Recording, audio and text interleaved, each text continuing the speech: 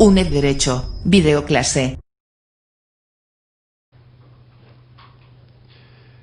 Como saben ustedes, no hace falta decir nada, lo saben de sobra. Este año tienen que finalizar sus cursos, su grado en Derecho con un trabajo que es una asignatura más, pero que realmente pues es presentar un pequeño trabajo de investigación. Ya lo han hecho muchos de sus compañeros en otras universidades, tanto en España, por ejemplo, es el equivalente al proyecto fin de carrera que hacen los ingenieros, y desde luego lo hacen en otros países. Yo tengo la experiencia de Italia, en el que los que se iban a licenciar pues tenían que hacer un trabajo que se llamaba, en aquel entonces, por lo menos cuando yo estaba allí, se llamaba tesis di laurea.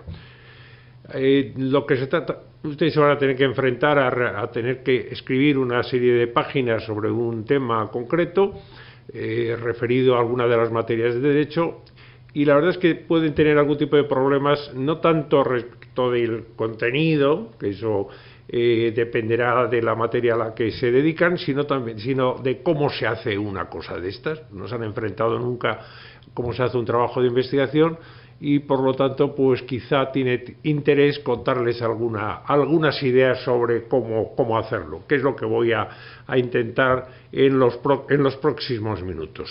En los próximos minutos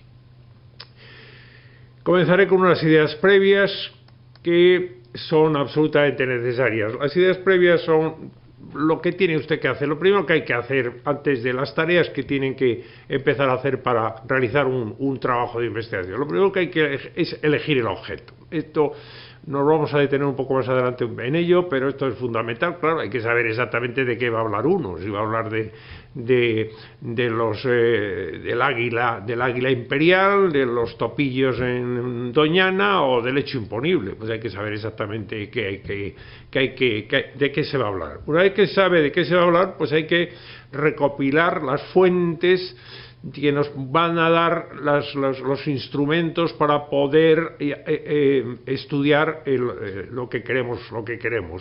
Hablaremos de las fuentes un poco más adelante, pero claro, si uno va a hablar del águila imperial, pues habrá que documentarse sobre el águila imperial, y si es sobre el hecho imponible, pues habrá que documentarse sobre el hecho imponible. En eso consisten las fuentes, y vamos a ver después en qué consisten. Eso suele ser un material en bruto, va uno recogiendo cosas, digamos, por acarreo fundamentalmente, y entonces habrá que ordenarlo un poco, habrá que colocar primero las cuestiones de carácter general, y luego ya ir detallando cada uno de los aspectos que vamos a examinar. Una vez que ya las tenemos ordenadas, pues habrá que reexaminar el objeto. Vamos a ver, con esto que tengo yo en la mano, puedo seguir estudiando lo que pensaba el águila, ese famosa, o me tengo que preocupar de una determinada época del águila cuando está criando, cuando está en celo, cuando está cazando, pero no sé. Entonces hay que repensar otra vez el objeto, y entonces, una vez repensado el objeto, pues entonces ya empezamos a darle forma a lo que hemos examinado. Todo esto es lo primero que hay que hacer. Sin esto, pues no se puede empezar a trabajar.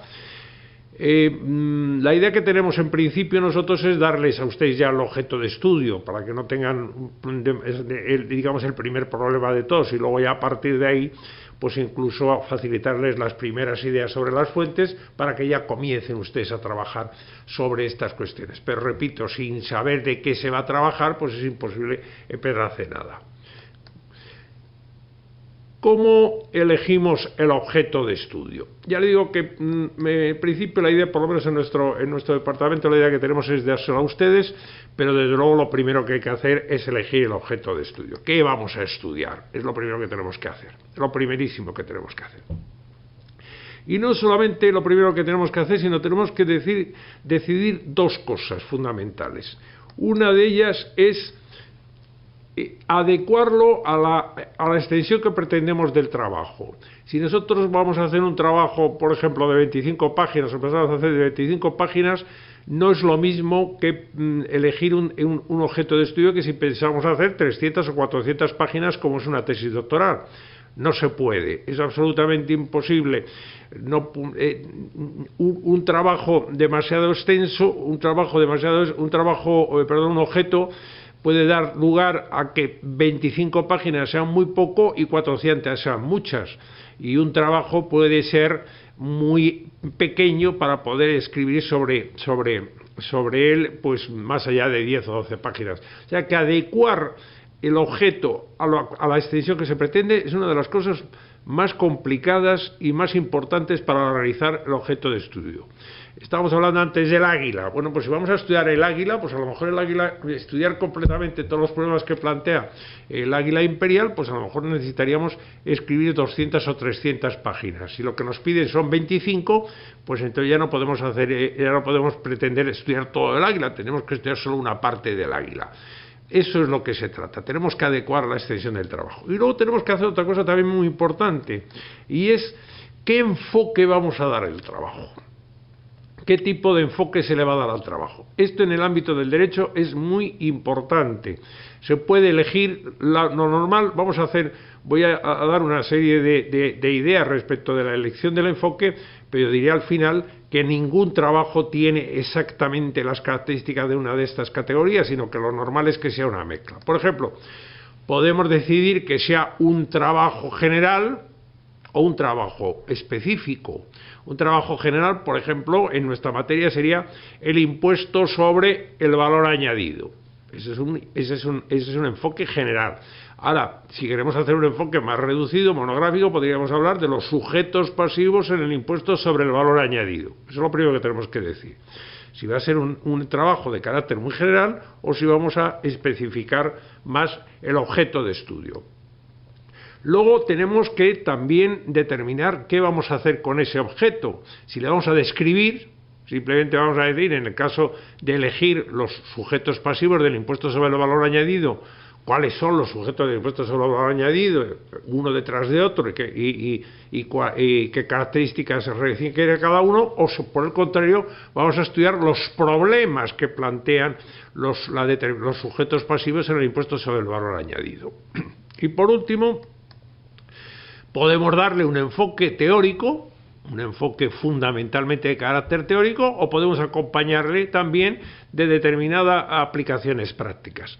Ya le digo que en general un trabajo nunca responde exactamente a una de estas características. Lo normal es que tenga características que sea una mezcla de características, que sea un trabajo en el que en algunas ocasiones, en algunas partes es general, luego es monográfico. A veces nos preocupamos de determinado tipo de problemas, en otras partes solamente hacemos unas descripciones, mezclamos la teoría y la práctica, pero bueno, en términos generales hay que saber qué se está haciendo. En principio, el trabajo fin de grado es un trabajo de carácter teórico. Es un trabajo de investigación y tiene como finalidad estudiar desde el punto de vista teórico algo que corresponde a nuestra materia. Pero repito, puede mezclarse pues con ejemplos, con estadísticas, con datos, etcétera, etcétera. Eso le daría una vertiente práctica a lo que fundamentalmente es carácter teórico. Bueno, una vez que ya tenemos elegido el objeto y sabemos qué enfoque vamos a darlo, vamos a estructurar el trabajo. Luego desarrollaremos algunas partes del trabajo, pero en principio hay que hacer tres tipos de cosas. Lo primero que hay que hacer tres tareas esenciales. Lo primero que hay que hacer es darle un título.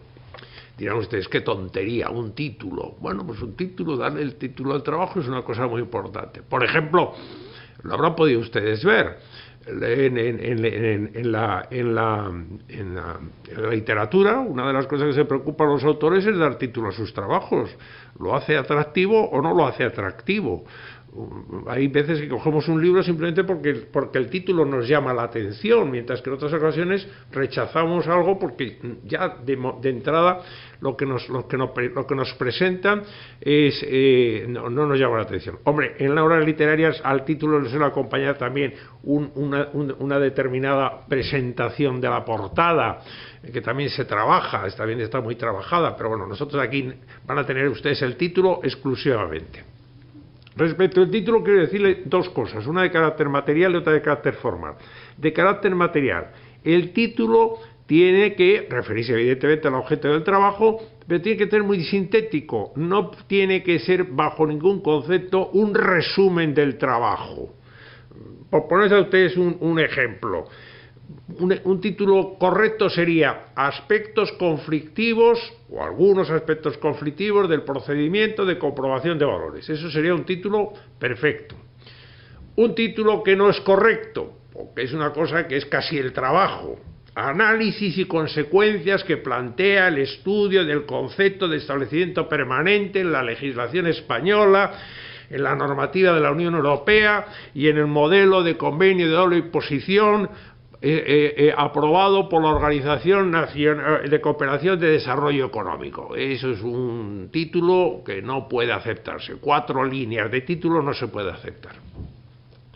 Los títulos, desde el punto de vista formal, tienen que estar centrados, para que damos esto una tontería, tienen que estar centrados y no se puntúan. Es decir, cuando aparece algunos aspectos conflictivos del procedimiento de comprobación de valores, punto, no se pone el punto. En el título no se pone punto. Se centra y no se pone ningún punto.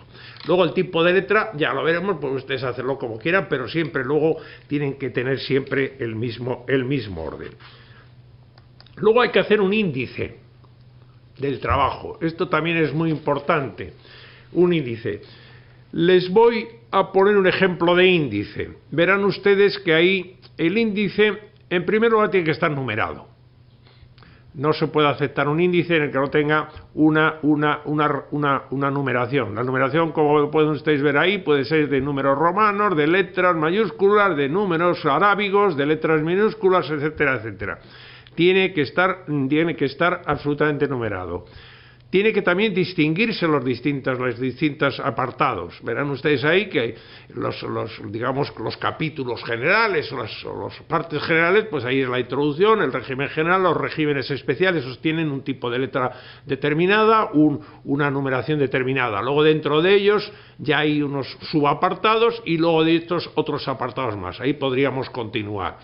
Pero vamos, tengan ustedes en cuenta, y siempre utilicen lo mismo, es decir, si empiezan utilizando el número romano para las partes para la primera clasificación, tienen que continuar con él.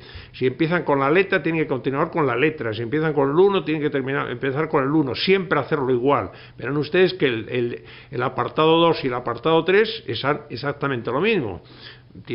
Empiezan por letras y luego por números y así exactamente igual. Luego nos referiremos con un poco más de detalle a los 2 últimos apartados, que son las conclusiones y la bibliografía. Es decir, repito, luego también si el trabajo es un poco grande, un poco largo, no estaría de más que el índice estuviera acompañado de la paginación, es decir, la introducción nos dijera en qué página estamos, los regímenes especiales en qué línea comienzan, etcétera, etcétera.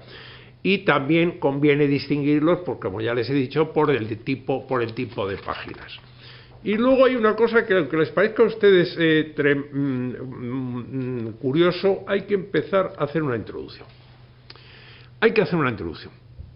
La introducción es una de las cosas más complicadas de los trabajos y posiblemente tendrán ustedes que hacerla varias veces, pero la introducción, digamos que es lo que abre la estructura del trabajo. Normalmente ahí se explica el por qué se va a hacer, por qué se ha elegido ese objeto de trabajo y digamos que cuáles van a ser las pautas, qué orden se va a seguir, etcétera, etcétera. Hay que hacer una introducción inmediatamente.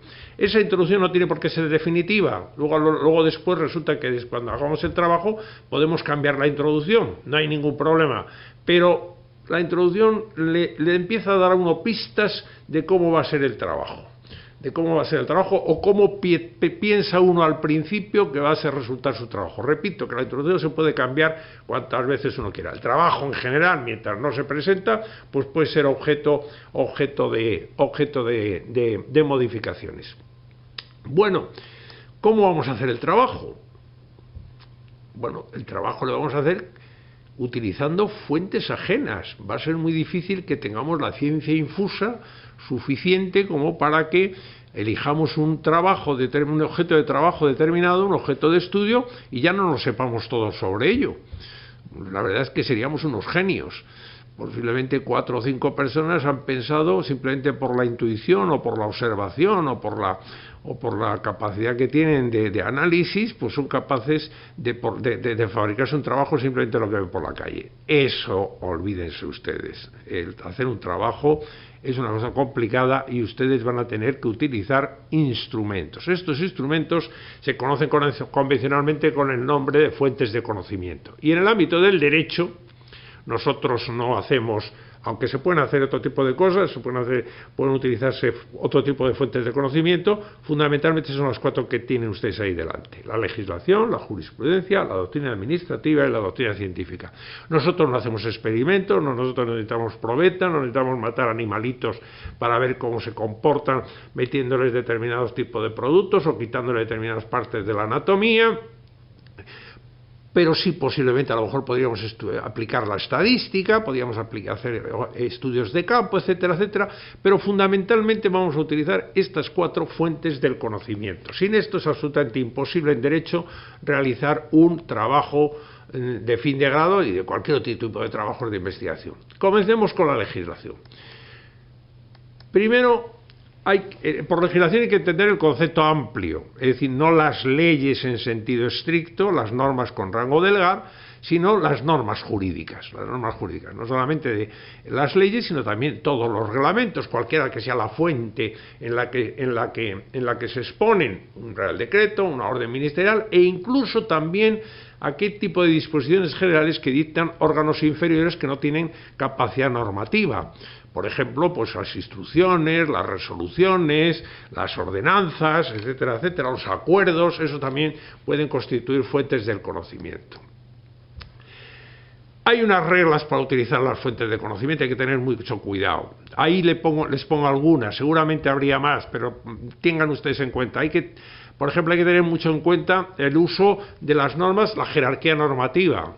Cuando ustedes estudien una ley y un reglamento, pues ya saben ustedes que si hay incompatibilidades entre ellos, pues prevalece la ley sobre el reglamento. Por ejemplo, también se tiene que hablar de por ejemplo, hay que pensar que una disposición de carácter individual no puede derogar un reglamento, se llama la inderogabilidad singular de los reglamentos. Esto hay que tenerlo absolutamente en cuenta. El principio de competencia, a veces no nos movemos por el principio de jerarquía, sino por el principio de competencia. Por ejemplo, si estamos viendo normas del Estado y normas de las comunidades autónomas, esta norma se rige por el principio de competencia, que es competencia del Estado y que es competencia de las comunidades autónomas, porque las dos tienen leyes, las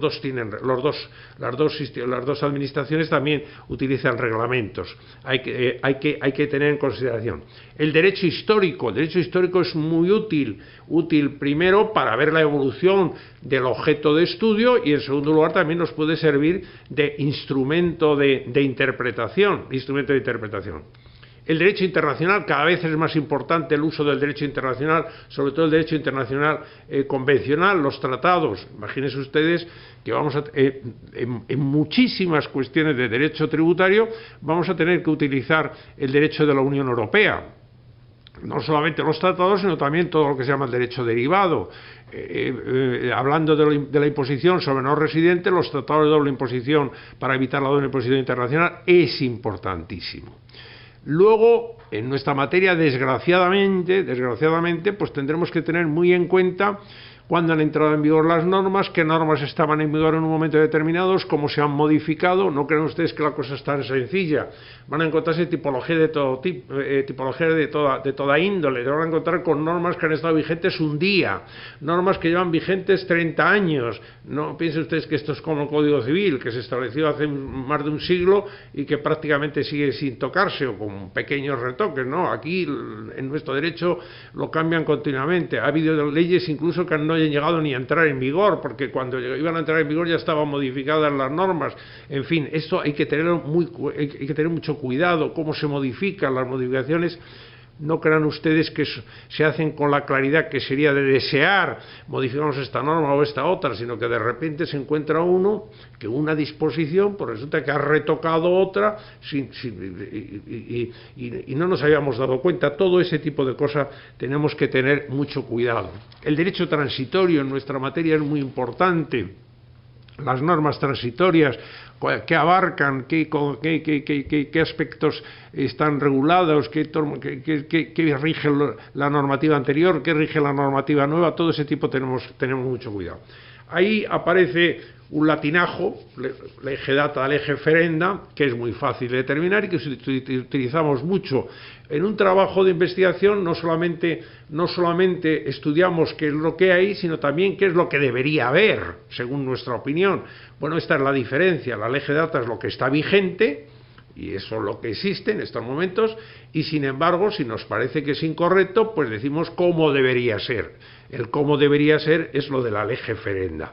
Y luego, en nuestro ordenamiento también es útil la utilización del derecho comparado. ¿Qué pasa en otros países que tienen un ordenamiento tributario muy parecido al nuestro? Por ejemplo, el impuesto sobre el valor añadido. Piensen ustedes que se trata de un impuesto que está armonizado en la Unión Europea y que podemos ver qué es lo que sucede en otros países que nos rodean, en Francia, en Italia, en Reino Unido, en Alemania, en Portugal, para ver cómo han resuelto un determinado problema, porque a veces no está claro. No crean ustedes que las normas de la Unión Europea son suficientemente claras. ¿Cómo se cita y cómo se busca la legislación? La legislación se puede citar literalmente o no se puede citar literalmente. Si se cita literalmente, hay que ponerla entre comillas y normalmente en letra cursiva, y diciendo de dónde se ha sacado el artículo 23 de la Ley General Tributaria. Si por el contrario lo que se dice es su contenido, no hace falta poner comillas, sino simplemente decir, según el artículo 25 de la Ley General Tributaria, pues sucede esto, y no hay que ponerlo. ¿Y cómo se busca? Bueno, la búsqueda es mucho más sencilla que antes. Hay bases de datos, hay algunas que son digamos, son privadas, hay que acceder a ellas mediante pago, pero hay otras que son muy útiles y son libres. En nuestra materia, por ejemplo, las bases de datos del Ministerio de Hacienda o de la Agencia Estatal de Administración Tributaria o del Instituto de Estudios Fiscales o de algunas universidades o de algunos portales que son gratis, pues se puede encontrar la legislación sin determinados problemas. La segunda fuente de conocimiento es la jurisprudencia, que, como saben ustedes, es un complemento al ordenamiento según establece el Código Civil. En principio, la jurisprudencia solamente se puede predicar de la opinión continuada del Tribunal Supremo. O sea, la jurisprudencia en sentido estricto solamente es el Tribunal Supremo. Ahora bien, en nuestra materia hay determinado tipo de tribunales que tienen mucha importancia por el objeto al que constituye sobre el cual vamos a estudiar. Por ejemplo, se trata de cuestiones referidas a derechos fundamentales, pues lo que diga el Tribunal Constitucional es muy importante. Si se trata de tributos que están armonizados, pues el Tribunal de Justicia de la Unión Europea, lo que dice el Tribunal de Justicia es también muy importante. El Tribunal también Europeo de Derechos Humanos dice algunas veces cosas sobre derecho tributario, por ejemplo, en el ámbito del delito fiscal. Y luego, aunque no es exactamente jurisprudencia, los que dicen los tribunales superiores de justicia tiene importancia porque en algunas ocasiones las cuestiones no llegan al Tribunal Supremo. La casación se ha puesto muy dura por razón de la cuantía. Se necesitan ser asuntos superiores a 600.000 euros y por lo tanto a veces no encontramos más que manifestar decisiones de los tribunales superiores de justicia. La opinión que tienen los jueces es muy importante, aunque esto, repito, no es jurisprudencia en sentido estricto. La cita, lo mismo. Si se cita literalmente, hay que ponerlo entre comillas, y si simplemente se cita de pasada, se dice la idea de una determinada sentencia, pues simplemente fijarla. Hay que citarla expresamente, es decir, que sentencia del Tribunal Supremo de fecha tal, y normalmente decir dónde se ha buscado, dónde se ha encontrado, porque hay que facilitar la tarea de quien lea. La búsqueda de la jurisprudencia se ha facilitado mucho. Aparte de las bases de datos de carácter privado que existen, pues los órganos los más importantes tienen páginas abiertas en las cuales se puede hablar. Por ejemplo, el Consejo General del Poder Judicial ofrece las sentencias del Tribunal Supremo y de los Tribunales Superiores de Justicia. El Tribunal Constitucional también tiene su propia página. Dígase lo mismo de los tribunales Europeo, de la Unión Europea y del Tribunal de Derechos Humanos, que se entra en sus páginas y tiene búsquedas de jurisprudencia, o sea que se pueden encontrar. Otra fuente de conocimiento es la doctrina administrativa. Por doctrina administrativa entendemos lo que dice la Administración de manera formal. Ahí está la dirección, las contestaciones de la Dirección General de Tributo y las resoluciones del Tribunal Económico Administrativo Central. Los estudiantes avanzados dirán que le falta aquí una cosa, que son las órdenes interpretativas del ministro de Hacienda. No las he puesto por una razón muy sencilla, porque hace décadas que no las utiliza. A pesar de que la Ley General Tributaria sigue diciendo que puede utilizar la fórmula de la orden ministerial para la interpretación de las normas tributarias, la verdad es que hace muchísimos años que no lo utiliza, por eso no lo he puesto, no tiene otro secreto. Pero vamos, si no también sería esa doctrina administrativa. Es imprescindible. Su opinión es muy importante. No tiene la importancia de la jurisprudencia, pero lo que diga la Dirección General de Tributos tiene mucha importancia y lo que dice el Tribunal Económico Administrativo Central también. Y a veces es lo único que van a encontrar ustedes sobre determinado aspecto porque no ha llegado a los tribunales de justicia. Se cita exactamente igual que las sentencias, es decir, si es literal, entrecomillado, y si no, indicando cuál es la fecha de la resolución y dónde se ha encontrado, y la búsqueda también en estos momentos es muy sencillo. La página de la Agencia Estatal de Administración Tributaria y la página del Ministerio nos facilitan tanto las consultas de la Dirección General como las resoluciones del Tribunal Económico Administrativo Central. O sea que ahora es relativamente fácil encontrarlo. Y luego está la doctrina científica. Por doctrina científica hay que entender todo tipo de opinión de una persona que se ha preocupado del asunto y que lo manifiesta fuera de cualquier tipo de responsabilidad pública. Por ejemplo, lo que se dice en una sentencia no es doctrina científica, pero si un juez escribe un artículo en una revista, eso sí que es doctrina científica. Si un abogado está haciendo una demanda, no es doctrina científica, pero si hace un dictamen sí que es doctrina científica. Una administración está dictando una resolución, eso no es doctrina científica, pero si se cargo de la administración al encargado que escriba sobre ese tema en una revista, pues eso sí que es doctrina científica. O sea, aunque normalmente, digamos que su ámbito típico de situación es precisamente la universidad y los profesores somos los que nos dedicamos fundamentalmente a realizar este tipo de doctrina Hay que utilizar la doctrina nacional, deberíamos procurar utilizar doctrina extranjera, da igual utilizarla en la versión original o si está traducido. Hay que decir exactamente dónde la hemos encontrado. El vehículo de expresión dice si está en un libro, si está en una revista, si lo hemos encontrado en internet, etcétera, etcétera. Hay que procurar ser exhaustivo buscándolo y hay que mencionarlo.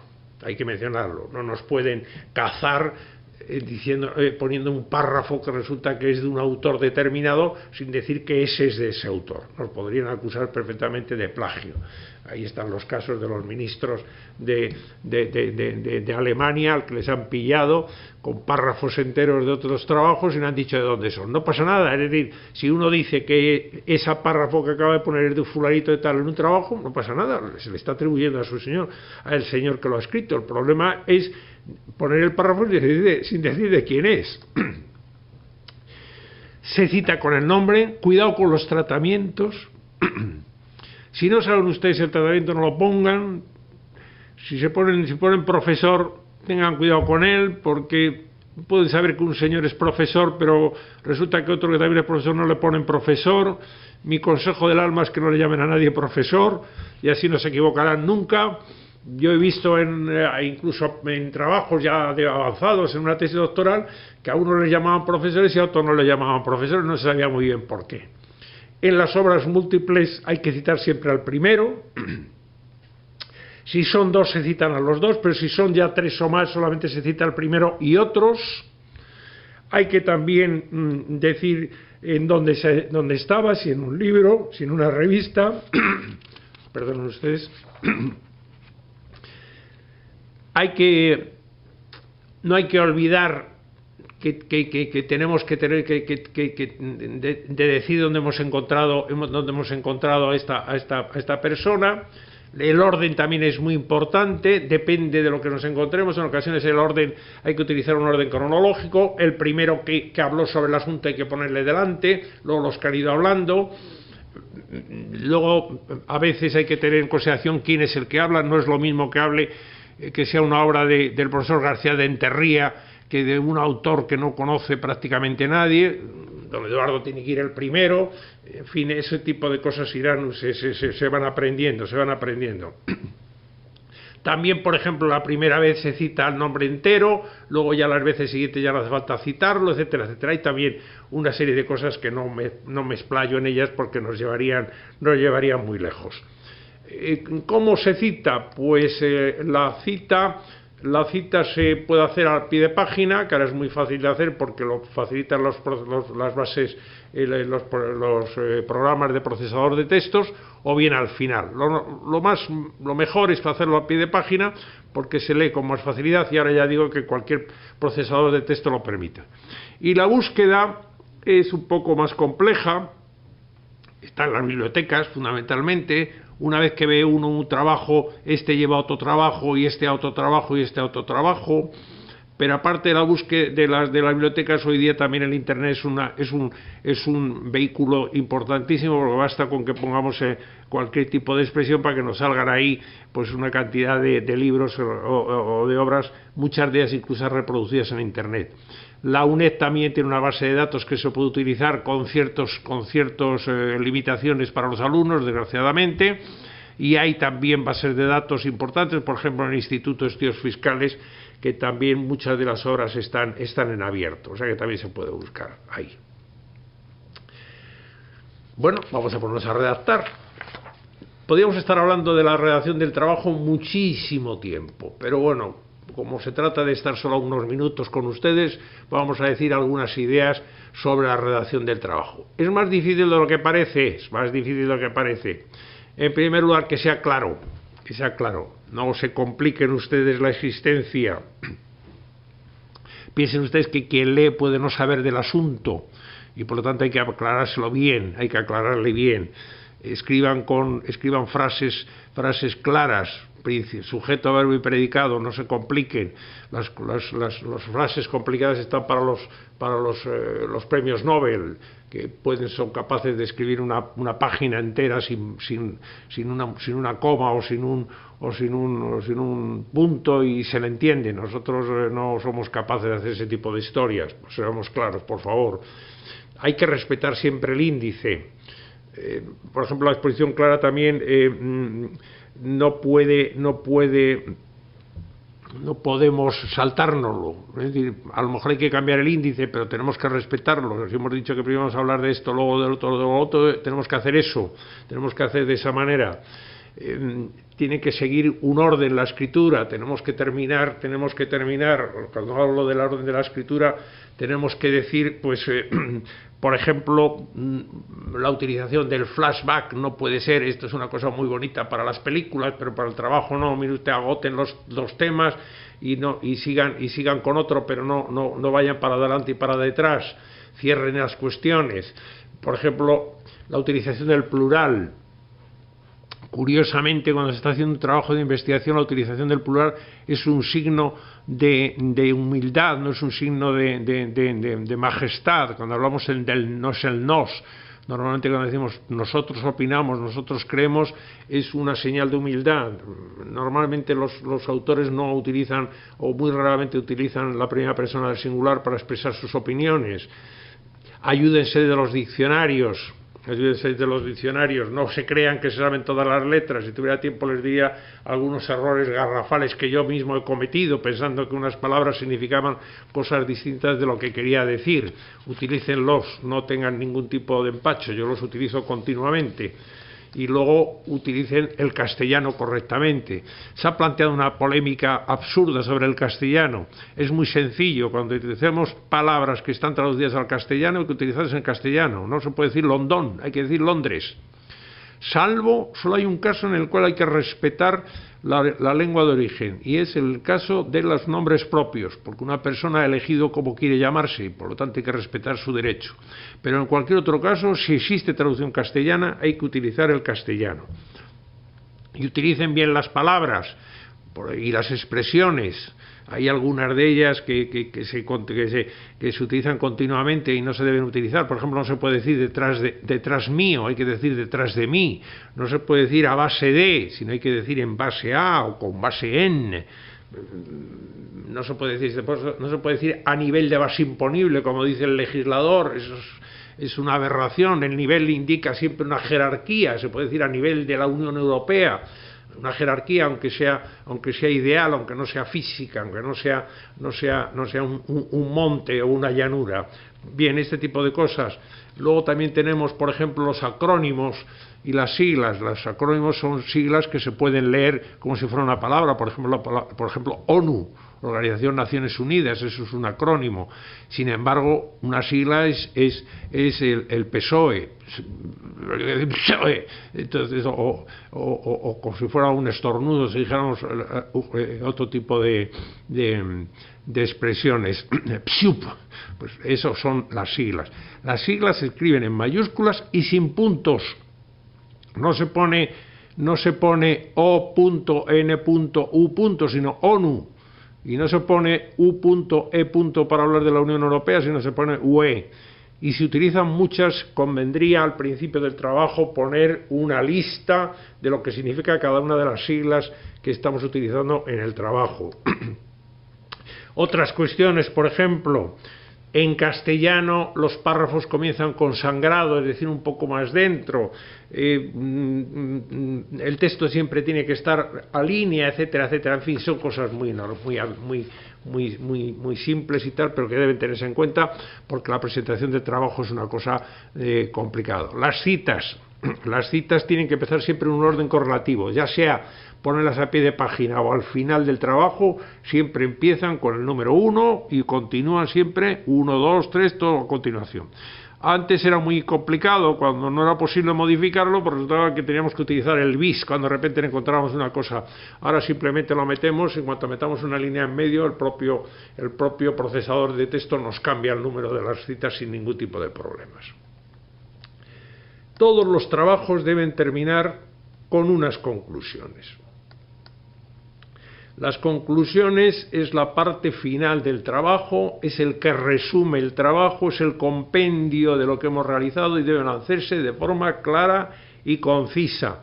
Y además ahí podemos poner nuestras opiniones, por lo tanto, en vez de hablar de conclusiones, podríamos hablar de juicio crítico, también puede llamarse así, o puede ser consideraciones de carácter final. Mire, aquí tienen un ejemplo. Aquí tenemos un ejemplo. También pueden numerarse las conclusiones, conclusión 1, conclusión 2, conclusión 3. Ahí tienen ustedes un ejemplo de cuál puede ser una conclusión. Eso es muy breve, pero bueno, normalmente son algo más rápida. Realmente es el trabajo conciso, de forma concisa. Y luego, por último, tenemos que decir de dónde hemos sacado los datos. La bibliografía. La bibliografía. Lo normal es poner los trabajos, la bibliografía científica. Ahí hay un ejemplo de bibliografía científica. Ahí hay libros. Ven ustedes el primero, por ejemplo, los libros se escribe en cursiva y sin comillas. El segundo, por ejemplo, sin embargo, es un artículo de revista, entonces hay que escribirle con comillas y se dice de dónde hemos sacado, en este caso de una revista extranjera. Ahí hay un libro muy interesante de Umberto Eco, cómo se hace una tesis de laurea, cómo se hace una tesis, tiene una traducción española. Muchas de las ideas que les he contado a ustedes están sacadas de ahí, de Umberto Eco. Saben ustedes, aparte de ser un autor literario de un cierto éxito, pues es sobre todo un profesor universitario muy reconocido. Si se ha sacado de internet también hay que decirlo ahí, de qué página se ha sacado, en fin. También en algunas ocasiones últimamente se pone la lista de la jurisprudencia y de la doctrina administrativa, también se podría hacer. En ese caso hay que hacerlo siempre por orden cronológico, por orden cronológico. Bueno, estas son las ideas que quería contarles. Por hacerle un resumen rápido, lo primero que tienen que hacer es averiguar sobre qué van a trabajar, buscar las fuentes, organizar las fuentes, reflexionar sobre ellas. Después tienen que hacer titular el estudio, hacer un índice, iniciar con una introducción, aunque pueda ser objeto de modificación en muchas ocasiones. Después tienen que estructurarlo, el trabajo. Luego tienen que buscar las fuentes, tienen que buscar los lugares donde nos pueden dar pistas de lo que estamos trabajando, la jurisprudencia, la doctrina administrativa, la legislación, la doctrina científica. Hay que redactar el trabajo, ya tomen ustedes en cuenta las ideas que hemos tomado. El trabajo tiene que terminar con unas conclusiones y, por último, tiene que aparecer también una bibliografía. Tenemos que ser honestos y decir de dónde hemos sacado lo que hemos contado en el trabajo. Y yo creo que con esto pues doy por finalizada el aburrimiento de esta sesión y espero que haya sido de utilidad. Muchas gracias.